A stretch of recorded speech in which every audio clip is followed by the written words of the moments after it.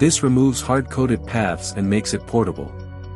Next, it loads a log file. This log acts like memory.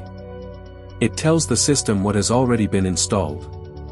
Then, it scans all exe files in the folder and sorts them in a predictable order.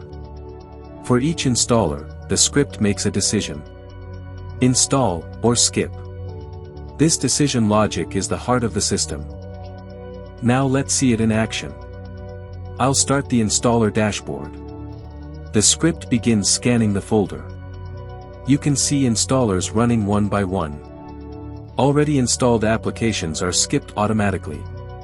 Each installation is timed, logged, and followed by a short cooldown delay. This process can be stopped, resumed, or rerun without breaking anything. This is how professionals think about automation. Not just, does it work once? But, can it recover from failure? Can it resume? Can it explain what happened?